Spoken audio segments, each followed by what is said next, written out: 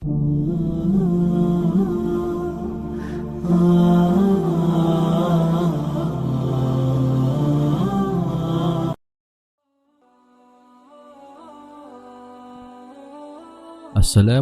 warahmatullahi wabarakatuh. Bismillahirrohmanirrohim. Salah satu azab yang sangat pedih tiba-tiba menimpa seorang warga negara Amerika. Karena perbuatan seralnya merobek-robek dan membakar Al-Quran, dia terkena penyakit yang sangat misterius. Hampir semua jari di kedua tangannya melepuh, membusuk dan menghitam.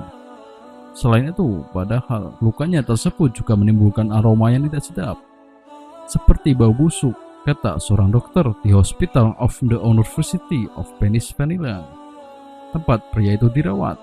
Sayangnya, pihak berkuasa sengaja menyembunyikan identitas lelaki ini.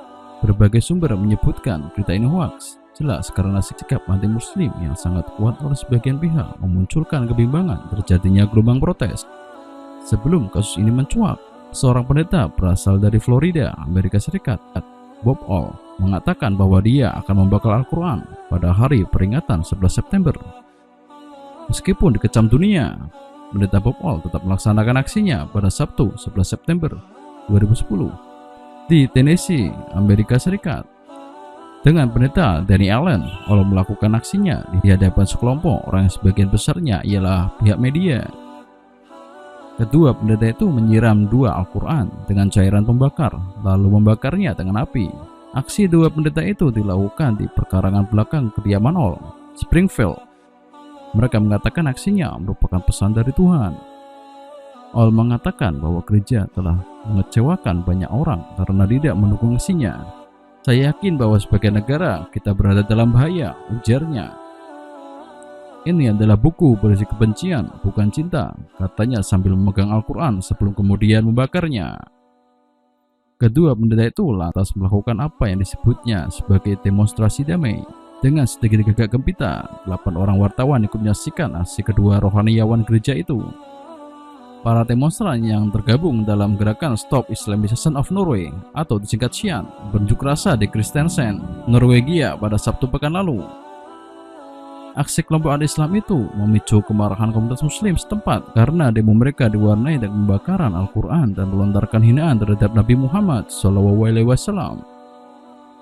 Para pemimpin muslim di Agder, Norwegia telah mengumumkan rencana untuk mengajukan laporan polisi atas pembakaran kitab suci tersebut. Pemimpin Serikat Muslim Agder, Akmal Ali, mengatakan komunitas muslim melihat tindakan kelompok SIAN tidak hanya sebagai ilegal tapi juga sebagai kejahatan rasial. Menurut Ali, demonstrasi oleh SIAN sudah keterlaluan karena membakar dua salinan Al-Quran yang dibuang ke tong sampah. Satu lagi salinan Al-Quran dibakar oleh pemimpin organisasi tersebut, Lars Thorsen. Demo pada akhir pekan lalu diawasi oleh lebih dari selusin polisi. Menurut kantor berita Reset dan dikutip, para anggota SIAN mengecam Islam yang mereka sebut fasis dan agama kekerasan. Mereka juga menghina Nabi Muhammad dengan sebutan pedofil. Pada hari yang sama, komunitas muslim juga melakukan demo tandingan. Aksi pembakaran kitab suci itu memicu kemarahan demonstran muslim. Beberapa demonstran muslim berhasil menyelinap melewati rintangan polisi dan menyerang Thorsen. Polisi menegaskan SIAN tidak mendapat izin untuk membakar Al-Quran, sehingga petugas polisi melakukan intervensi untuk menghentikan tindakan yang keterlaluan tersebut. Tindakan semacam itu kontroversial. Ada keterlibatan yang kuat, dan itulah mengapa kami tidak mengizinkan pembakaran secara terbuka, kata Kepala Polisi Agder, Morten Stutol, kepada ABC Nyheter.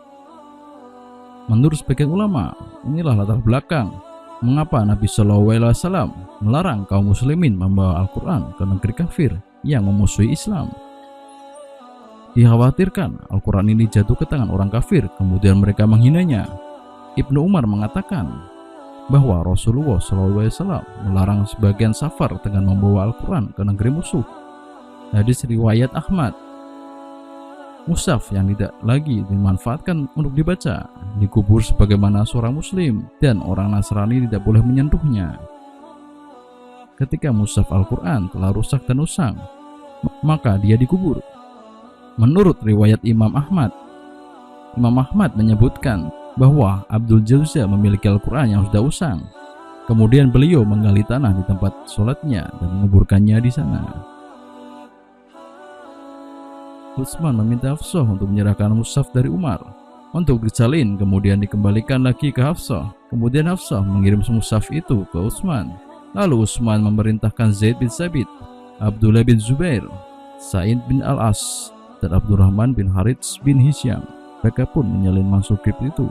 Lalu beliau mengirimkan ke berbagai penjuru daerah satu mushaf salinannya. Kemudian Utsman memerintahkan mushaf Al-Quran salinannya untuk dibakar. Hadis riwayat Bukhari.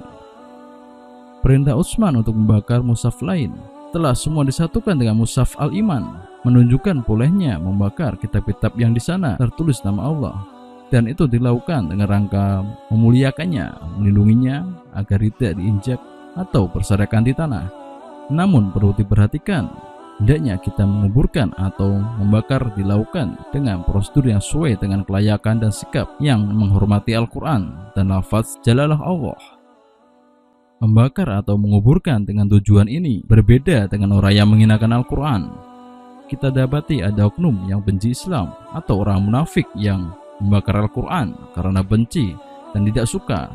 Mereka membakar dengan sikap dan gaya yang menghinakan setelah dilakukan di tempat yang tidak sesuai dengan kemuliaan Al-Quran. Demikian, semoga bermanfaat. Wallahu a'lam bishawab.